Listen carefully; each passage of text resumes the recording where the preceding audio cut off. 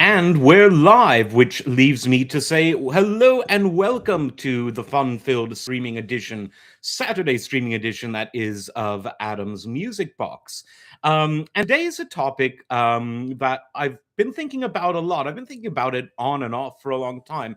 And that's, has music become less aggressive? And in order to really explore that, we need to define what that means. And it certainly means different things to different people. So, what does it mean to me? Well, when I say aggressive music, I don't mean violent music or nasty music.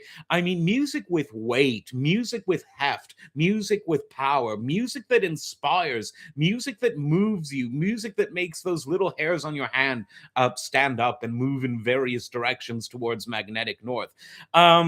And you could contrast this with relaxing music, with background music, with underscored music, with a kind of boring drone. And by drone, I don't mean those things that are flying over the skies in Iran right now. I mean a musical term which sort of means like a steady underscore that is played underneath a harmonic or melodic line. And so, to understand this, we have to look at the music that sort of fits this description of sort of powerful, weighty, hefty, aggressive music. And the two genres that you really think of, or that I, speaking personally, think of when we talk about this, are the Beethoven and post Beethoven romantic music of European classical traditions. And then we would have to look at the mid and late 20th century rock music traditions of places like America, Britain, Canada, and other parts of Europe, too, for that matter. Now, what do these musical styles have in common? Well, at the first glance, they don't necessarily have a lot in common. European classical music requires musical literacy, usually requires a great deal of training, usually requires a significant amount of musical discipline. All of those things can apply to rock musicians, and there are some rock musicians who fit all of those descriptions. But rock, by contrast, is something that anyone can enter. You don't need a specific set of skills per se. You don't need the level of discipline that you need for classical music, which is something that Robert Fripp, the guitarist and founder of King Crimson, said. He said that temperamentally, he's very much like a classical musician, but he lacks the discipline to be solely focused on the requisite amount of practicing that is needed to be a great or even a good classical musician. And so anyone can technically play rock and roll music. You don't necessarily need to be musically literate, which means you don't need to read music. You can. Many good rock musicians do, but many good rock musicians haven't and don't. And so there are those differences. European classical music is played with instruments that are not electric, meaning you don't have to amplify them, you don't have to plug them in. In fact, you could argue that some of the greatest pieces of classical music predate electricity. Beethoven, for instance. Wagner died right about the time that things were getting sparked in the electricity world, but I think you get the drift. And so these are some differences, but there are some interesting similarities. By definition, European classical music has been composed by and traditionally played by people of European descent, whether they're living in Germany, France, Italy, or if they're in places like America or elsewhere. Other cultures have embraced it and adopted it. Japanese musicians love it, and Japanese music consumers love it. Today in China, European classical music is becoming very comparatively popular. And in recent decades, China has produced a lot of very excellent musicians who play European classical music. In India, you have people like Zubin Mehta, for instance, who have embraced and excelled at conducting classical music of the European tradition, but generally it's people of a European background. Now, what about rock music? It gets slightly more complicated, but less than you would think. In its very early days, rock and roll music was an outgrowth not of a European style of music, but of a Black American style of music, and that was soul, R&B, and gospel styles of music invented and excelled at by Black American artists. And then came rock and roll. Now, you could argue, is Chuck Berry a great R&B musician, or is he the father of rock and roll? I think you could say both. Could you say the same about Little Richard? You bet. Could you say that a white band, Bill Haley and the Comets, were also one of the most important bands that sort of founded, if you will, that genre? Sure. And who was the most important early sort of star artist? That would be Elvis Presley. Because while Little Richard and Chuck Berry and Bill Haley and the Comets were more foundational, Elvis was the person who put this style of music on the map. As rock and roll matured, though, it tended to sort of branch out into other styles and subgenres. And something interesting happened. While never totally detaching itself from its R&B and gospel roots, it tended to become, by the 60s and 70s and 80s, much more European. You saw this in progressive rock. You saw this in certain types of folk rock. You saw this in certain types of country rock, southern rock, various forms even of fusion. You saw it in heavy metal and hard rock. And it was very interesting that it was at this time that rock and roll became much more weighty, much more aggressive. And yes, some of the reason for the weight was because of the growing sophistication of the amplification and instrumentation. Think modern keyboards, modern synths, modern amplifiers, the modern drum set that kept getting bigger from its invention in the 20s to its sort of largest sort of sizes that we saw in the 70s and 80s. But musically, too, bands like whether Emerson, Lake and Palmer on the progressive side or Van Halen on the hard rock side owed a lot more to European music than the rock and roll of the 50s and early 60s. Some of it was conscious, some of it was unconscious.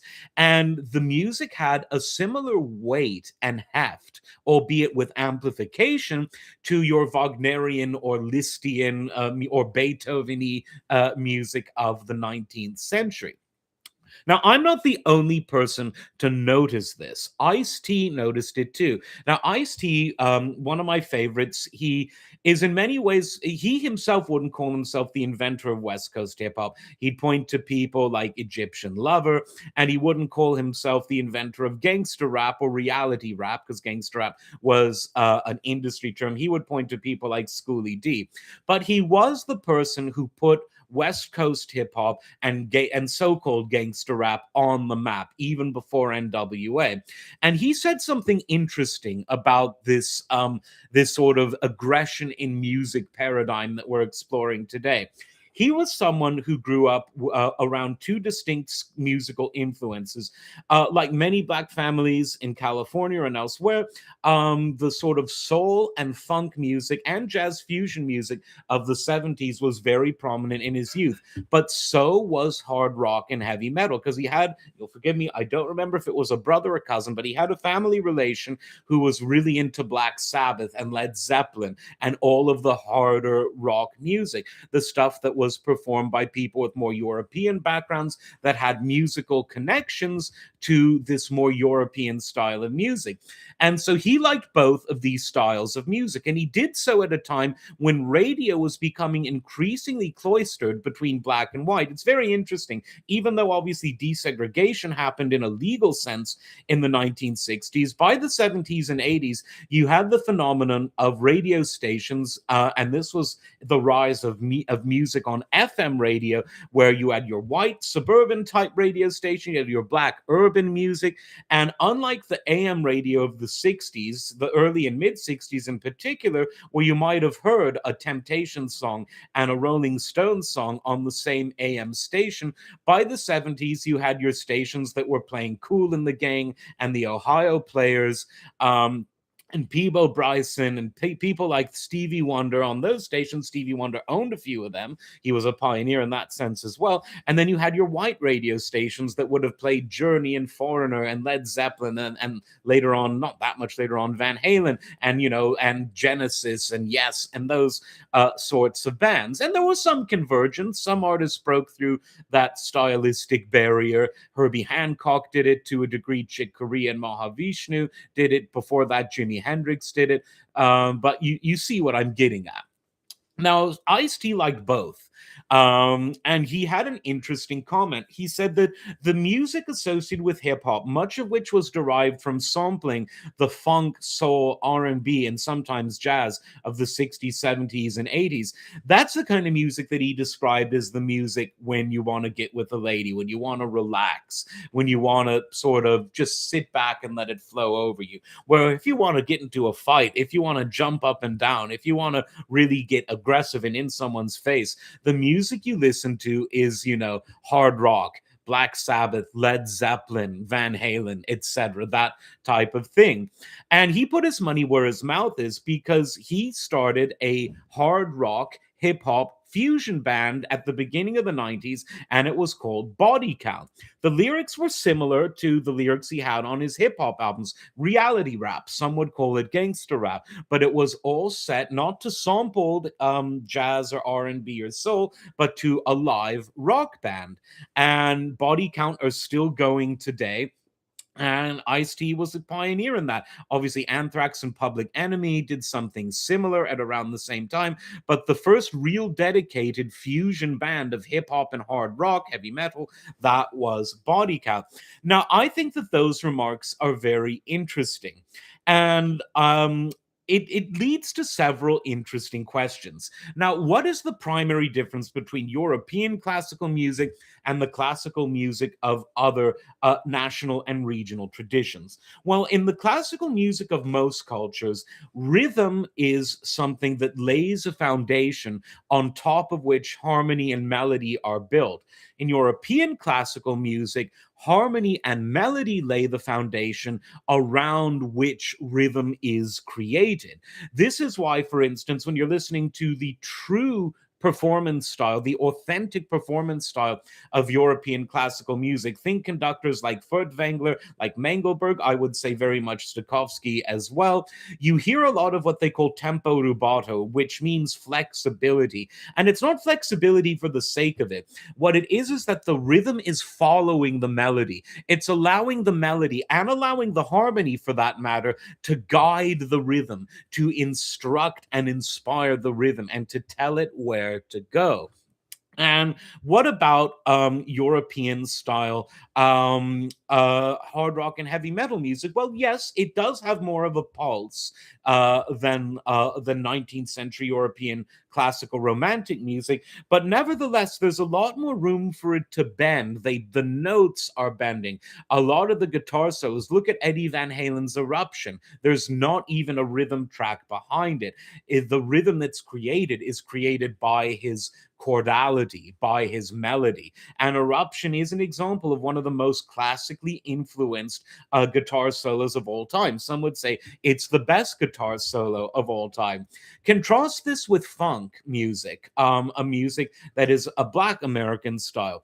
The rhythm is so vital. People, when they look at funk bands, even if they have, let's say, a great saxophonist or a great trumpet section, great brass section, great keyboard player, a great vocalist, they always say, what's the rhythm section, the drummer and the bass player? People talk about the beat. So much so is this ingrained in the differences between the musical cultures that the musical underscore in hip hop music is often referred to as the beat, as opposed to the lyrical content, which are the bars.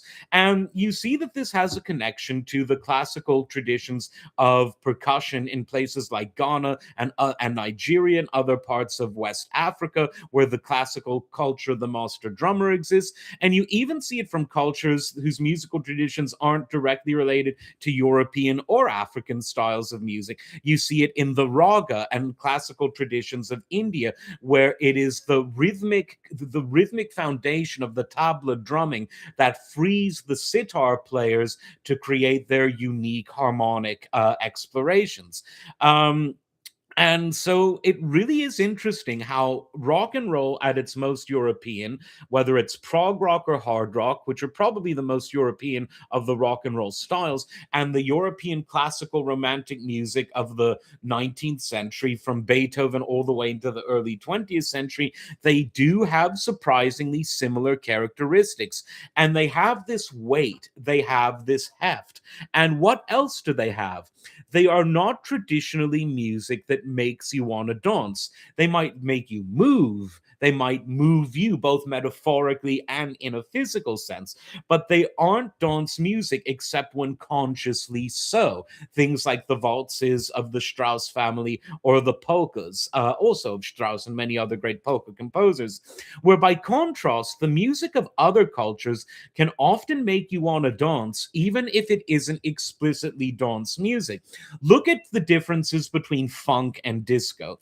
Not all funk music is designed to make you dance, but almost all funk music can make you want to dance. Disco music is a less harmonically and melodically sophisticated synthesis of funk, which is intended specifically to make everybody dance now. But the point is, there is music with a pulse, which is foundational. While sometimes European classical music can have a pulse, it isn't foundational. It exists to serve the harmony and the melody. And so this leads us to the following question. Why is dance music, as we perceive it according to these sort of observations, why do we consider it less related to what we would, or Ice-T would consider, aggressive and heavy music compared to non-dance music? Well, what is the function of the dance? Well, it means different things in various cultures. There are war dances, there are rain dances in various Native American cultures, but generally, we think of dancing as a kind of social etiquette, a kind of foreplay, which typically, not always, but it's about men meeting women for the purposes of getting to know each other. Oh, I'm on YouTube. I can't talk about that sort of stuff because I'll get politically censored. But that's what dancing generally is, where music that isn't designed for that social purpose has other purposes. It might have a liturgical purpose, a requiem mass, for example. It might have a narrative purpose, a tone poem, an opera. It might have a purpose that isn't clearly defined, but nevertheless has a psychological narrative within it. Think a numbered symphony by a Beethoven, a Brahms, a Bruckner. What are other purposes that this music can serve? It can be didactic. Think the propagandistic music of various European communist countries like East Germany. All of this is about the audience receiving information of one form or another rather than something designed for socialization. So, could it be that we consider music that is danceable, that has a pulse, something that, even if not specifically intended as dance music, it sends a kind of unconscious or preconscious message to us that this is about socialization. This is about men and women getting to know each other and perhaps making more men and women as a result, as opposed to music that doesn't have that physical interpersonal connection, that doesn't have that element of the social lubricant, as Dr. Oz said the other day. Not about dancing, but about booze, which, hey, booze makes people dance better. Some dance well anyway, but booze can make a bad dancer have the perception of being a good dancer, at least. And perception is reality if you want it to be. And so I think that this is getting to the core of why we consider some forms of music aggressive and other forms of music more intersocial. When you're listening to Van Halen, when you're listening to Wagner, to Liszt, to Beethoven, to Dvorak for that matter, you're not necessarily thinking of dancing and lovemaking. You're thinking of other things, equally as relevant things. Some would say more, some would say less, but let's just be charitable and say equally.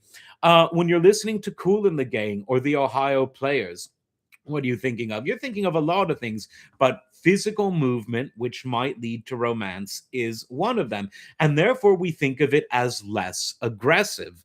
And that could be why, when Ice-T wanted something, because his lyrics could arguably be aggressive, they were certainly painting pictures of reality, of life in harsh environments. That was what he was known for. And he's remains one of the great storytellers in hip hop. When he wanted music that could rise to the level of the bleak realities that he was painting with his lyrics, he didn't turn to samples of the Isley Brothers or of Harold Melvin and the Blue Notes. He turned to a hard rock band that really played fast and very much played loud, but wasn't necessarily dance music. So these are all things to think about. And of course, there are no absolutes. There are many styles of music that could sort of fit the bill either way in this respect. But I definitely think that in the course of this exploratory conversation, we reach the root of some reality. And maybe now, as you listen to the music that you know and love, it will dawn on you that maybe there is something to it. Maybe you agree, maybe you disagree. Let me know in the comments section. And as always, like, subscribe, and we will see you next time. Take care.